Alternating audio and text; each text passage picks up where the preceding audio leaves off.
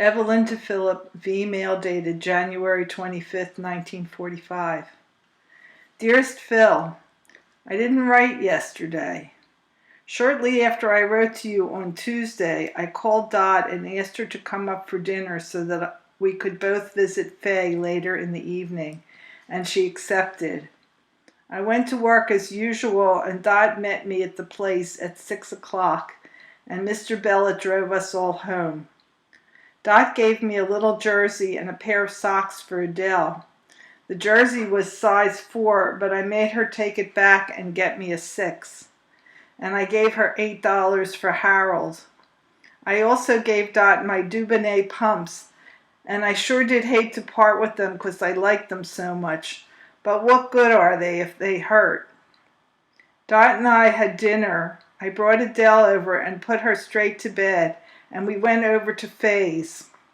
Faye will be unable to return to work for several reasons. It will cost her $1.50 per day to have the baby cared for, and she'll have to go up and back from the nursery, and it will be too much of a strain. We stayed at Faye's till 12:30, and Dot got a ride down to Market Street with some other people that were there. Well, honey, I didn't get to bed till almost 1:30, and I've been feeling so weary I just don't know what ails me. So, today I'm making fast with the letter writing. I'm going to get Adele over and get her to bed and get myself to bed, all as quickly as possible. I had a letter from Seymour today, and it was a very nice one. He apologizes for not remembering Adele's birthday, but promised to make up for it. He isn't doing anything at the moment, just routine. Today I dug out the old welcome home sign that I had up for you when you first came marching home, and we're going to pin Eddie's name over yours temporarily. Yes, we expect Eddie home for good most any day now, and I don't have to tell you how good that makes us all feel. Jack decorated the house with red, white, and blue streamers and has flags draped over all. When I brought Adele over this morning, she didn't know where to look first. As my mother said, "Gosh, Ev, how you'd feel if Phil were coming home." And how. By the way, sweet, I can't get either the cigarettes or the chocolate that Anne promised, and I shall have to get some sort of package together myself this weekend. Everything is so scarce that it's actually a tough job to get something decent into a package and off. The only way you get anything these days is if you know anyone. And sweet, I've taken great pains to impress upon Adele the fact that you call her Pumpkin. And when I asked her the other day what Daddy calls her, she very readily replied Pumpkin. When she does anything wrong and she sees me getting excited, she says, "'Scuse me, Mommy, I'll be a good girl." Milt Brown is in the Netherlands, East Indies, for your information, for you seem puzzled about it in a recent letter. I told you where he was some time ago, but I guess you forgot. I also wrote a letter to the War Bond Office, as neither the November or December bond has put in an appearance as yet. Most everyone has received their December bond, so something must be wrong somewhere. Speaking of bonds reminds me, did you ever get S&D's Christmas bonus? Today was the coldest day of this winter. The thermometer registered no more than 2 degrees.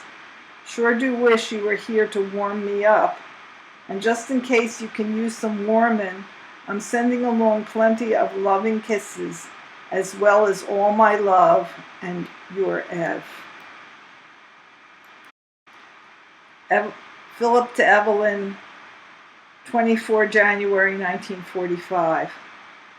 Ev, dearest, my hopes for receiving a lot of mail today were dissipated about 4:30 when a few paltry pieces of mail arrived, but none for yours very lovingly. We've had some freezing weather and a few snowfalls in the past few days. Walking back and forth from the mess hall, Aero Club, and theater is by way of being something of an ordeal as a consequence.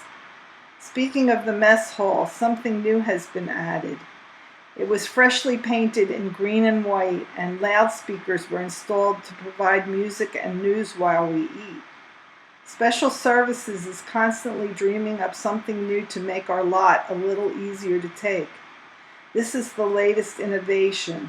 The Thunderbolt Theater, which I was bragging about some months ago, is, I understand, the best in base theaters in the ETO.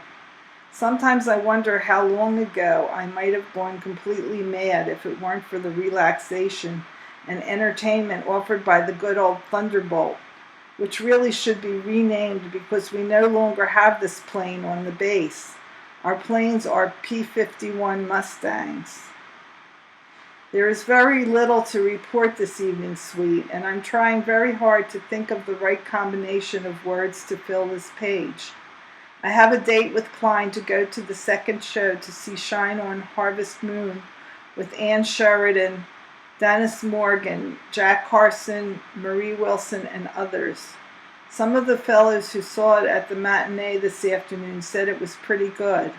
Others say it stinks, but I'll see for myself. No doubt you are wondering when I mean to send off that plexiglass bauble I was telling you about the other day. Well, Chippy, my pass comes up in a few days, and if I can get my clothes in shape in time, I'll take a run into town and see what can be done about engraving it. In any case, it will be on its way shortly. Klein received a nice package of foodstuffs from home today, and I was reminded that you asked me if I would like another package. Chippy, anytime you have $1 or two you don't know what to do with, fat chance, just buy a few cans of tuna, a jar of mayonnaise, a box of Roquefort cheeses, a very dry hunk of salami, relish, gherkins, etc. Ritz or Crack's crackers, or biscuits of any kind that will take the place of bread, or some of Mom's delicacies like procus or spaghetti or tuna fish salad, or coqueletin, put up in airtight mason jars. Any or all of these items would be received with a great deal of pleasure. Enough said?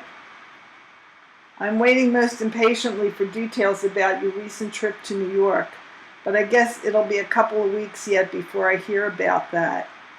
And now, Chippy, I must run along if I'm to make that show. Do you mind very much if I continue with this tomorrow? You don't? Now, that's magnanimous of you, sweet. Here's a kiss and a fond good night. I adore you, Ev. 25 January 1945. Hello again, darling. It was bitter cold today. My ears were numb with frost by the time I walked to the mess hall, and I've been hugging the fire pretty closely all day. As a matter of fact, it took a bit of willpower to get away from the stove long enough to get some work done. The mail is still conspicuous by its absence, so I don't have much of anything to say tonight. I might, however, mention that the show last night was just fair. I think Ann Sheridan is much too accomplished an actress to be wasted in nondescript musicals such as Shine on Harvest Moon. Remember her in King's Row? They should find another such role for her.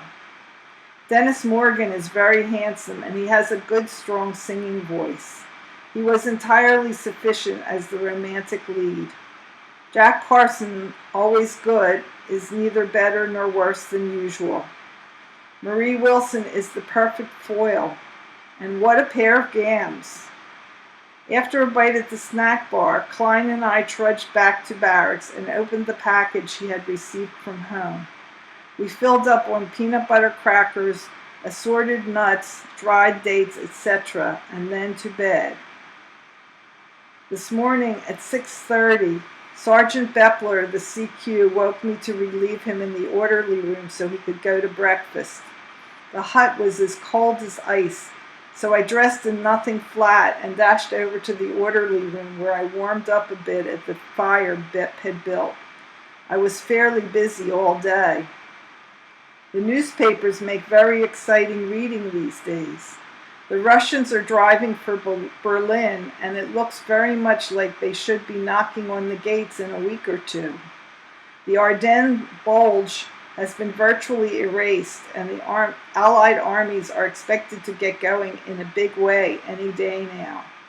Altogether, the situation looks very promising indeed, and you can well imagine, Chippy, what I am feeling like these days. The enclosed circular letter should give you a pretty fair idea of the activities and accomplishments of our 8th Air Force during '44. When the history of World War II is written, much will be said about the 8th. Read it, honey, and be proud that your hubby, in his small way, was also among those present to do his little bit to make the 8th what it is. Can't think of another thing to say, sweet, except I love you very, very much. A big hug and kiss from my little girl, Adele. My love to Mom, Harry, and Goldie. Ever your Phil.